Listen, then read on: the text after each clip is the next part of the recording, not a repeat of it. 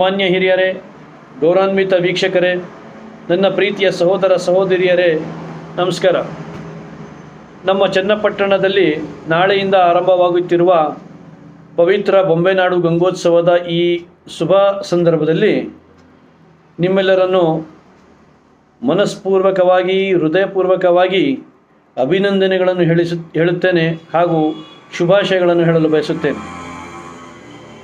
ಬೊಂಬೆನಾಡು ಗಂಗೋತ್ಸವ ಕೇವಲ ಒಂದು ಹಬ್ಬವಲ್ಲ, ಅಂದರೆ ಕಲ್ಯಾಣ, ಗ್ರಾಮದ ಕಲ್ಯಾಣ ಮತ್ತು ಸಮೃದ್ಧಿಗಾಗಿ ನಡೆಸುವ ಧಾರ್ಮಿಕ ಉತ್ಸವವೇ ಬೊಂಬೆನಾಡು ಗಂಗೋತ್ಸವ ಎಂದು ನಾನು ಭಾವಿಸುತ್ತೇನೆ. ಇದು ನೀರಿನ ಮಹತ್ವ, ಶುದ್ಧತೆ, ಸಮೃದ್ಧಿ ಮತ್ತು ಗ್ರಾಮ ಕಲ್ಯಾಣದ ಪ್ರತೀಕ ಎಂದು ನಾನು ಅರ್ಥ ಮಾಡಿಕೊಂಡಿದ್ದೇನೆ. ಈ ಬೊಂಬೆನಾಡು ಗಂಗೋತ್ಸವವು ನಮ್ಮ ಚನ್ನಪಟ್ಟಣಕ್ಕೆ ಶಾಂತಿ, ಸಮೃದ್ಧಿ ಹಾಗೂ ಪ್ರಗತಿ ತರಲಿ ಎಂದು ನಾನು ಹಾರೈಸುತ್ತೇನೆ. ಈ ಸಂದರ್ಭದಲ್ಲಿ ಚನ್ನಪಟ್ಟಣದ ಟಾಯ್ ಸಿಟಿ ಅಭಿವೃದ್ಧಿಗೆ ಐತಿಹಾಸಿಕ ಕೊಡುಗೆ ನೀಡಿದ ಭಾವಾಸ್ಮಿ ಅವರನ್ನು ಗೌರವವಾಗಿ ಸ್ಮರಿಸುವುದು ಅತ್ಯಂತ ಸೂಕ್ತ ಎಂದು ನಮ್ಮೆಲ್ಲರ ಭಾವನೆಯಾಗಿದೆ. ಭಾವಾಸ್ಮಿ ಅವರು ಚನ್ನಪಟ್ಟಣದ ಅಟಿಕೆ ಉದ್ಯಮವನ್ನು ಬೆಳೆಸುವ ದೃಷ್ಟಿಯಿಂದ ಜಪಾನಿಗೆ ತೆರಳಿ ಆಧುನಿಕ ತಂತ್ರಜ್ಞಾನವನ್ನು ಕಲಿತು ಅದನ್ನು ನಮ್ಮದೇ ನೆಲೆಯಾದ ಚನ್ನಪಟ್ಟಣದಲ್ಲಿ ಯಶಸ್ವಿಯಾಗಿ ಅಳವಡಿಸಿದರು. ಅವರು ಮರದ ಅಟಿಕೆ ತಯಾರಿಕೆಯ ವೈಜ್ಞಾನಿಕ ಹಾಗೂ ತಾಂತ್ರಿಕ ವಿಧಾನಗಳನ್ನು ನಮ್ಮೆಲ್ಲರಿಗೆ ಪರಿಚಯಿಸಿದರು.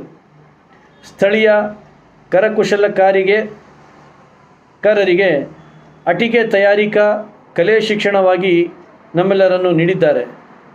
ಸಾವಿರಾರು ಕುಟುಂಬಗಳಿಗೆ ಜೀವನೋಪಾಯ ಮತ್ತು ಗೌರವಯುತ ಬದುಕು ಒದಗಿಸಿದ್ದಾರೆ ಮತ್ತು ನಮ್ಮ ಚನ್ನಪಟ್ಟಣವನ್ನು ಅಂತಾರಾಷ್ಟ್ರೀಯ ಮಟ್ಟದಲ್ಲಿ ಟಾಯ್ ಸಿಟಿ ಎಂದು ಗುರುತು ಸಿಗುವಂತೆ ಕೆಲಸವನ್ನು ಮಾಡಿದ್ದಾರೆ. ಚನ್ನಪಟ್ಟಣದ ಅಟಿಕೆ ತಯಾರಿಕೆಯೊಂದಿಗೆ ಇರುವ ಸಂಬಂಧವನ್ನು 20ನೇ ಶತಮಾನದ ಆರಂಭದಲ್ಲಿ ಚನ್ನಪಟ್ಟಣದ ಸರ್ಕಾರಿ ಕೈಗಾರಿಕಾ ಶಾಲೆಯ ಅಧ್ಯಕ್ಷರಾಗಿದ್ದ ಸೈಯದ್ ಬಾಬಾಸಾಹೇಬ್ ಅವರು ಇನ್ನಷ್ಟು ಪ್ರಸಿದ್ಧಗೊಳಿಸಿದರು. ಅವರು ಈ ಕರಕುಶಲತೆಗೆ ಹೊಸ ತಂತ್ರಗಳು ಮತ್ತು ವಿನ್ಯಾಸಗಳನ್ನು ಪರಿಚಯಿಸಿದರು. ಉನ್ನತ ಗುಣಮಟ್ಟದ ಮರದ ಅಟಿಕೆಗಳನ್ನು ತಯಾರಿಸುವ ಚನ್ನಪಟ್ಟಣದ ಖ್ಯಾತಿಯಿಂದಲೇ ಈ ಉಪನಾಮ, ಅಂದರೆ ಟಾಯ್ ಸಿಟಿ ಎಂದು ಹುಟ್ಟಿಕೊಂಡಿದೆ.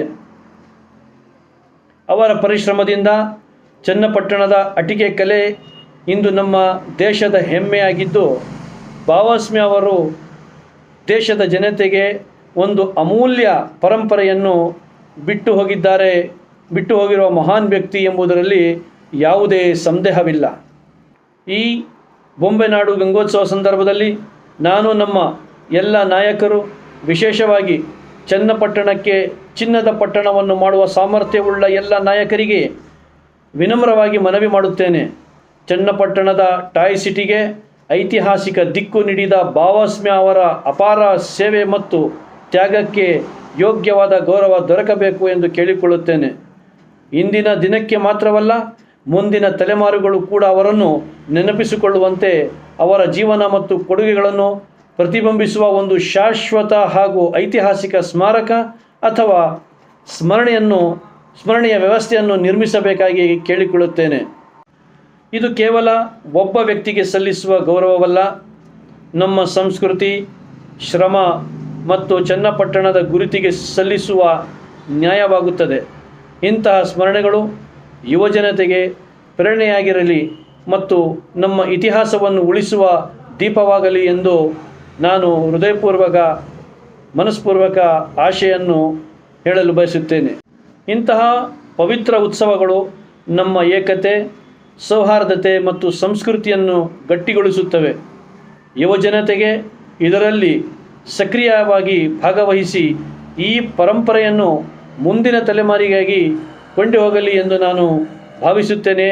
ನನ್ನ ಆಶಯ ಆಗಿರುತ್ತದೆ. ಬೊಂಬೆನಾಡು ಗಂಗೋತ್ಸವವು ನಮ್ಮ ಚನ್ನಪಟ್ಟಣಕ್ಕೆ ಶಾಂತಿ, ಸಮೃದ್ಧಿ ಮತ್ತು ಪ್ರಗತಿ ತರಲಿ ಎಂದು ಮತ್ತೊಮ್ಮೆ ನಾನು ಹಾರೈಸುತ್ತಾ ಈ ಕಾರ್ಯಕ್ರಮ ಯಶಸ್ವಿಯಾಗಲಿ ಎಂದು ಹೇಳಿ ಎಲ್ಲರನ್ನೂ ಹೃದಯಪೂರ್ವಕವಾಗಿ ಅಭಿನಂದನೆಗಳನ್ನು ಸಲ್ಲಿಸುತ್ತೇನೆ. ಧನ್ಯವಾದಗಳು. ಜೈ ಬೊಂಬೆನಾಡು, ಜೈ ಚನ್ನಪಟ್ಟಣ, ಜೈ ಕರ್ನಾಟಕ.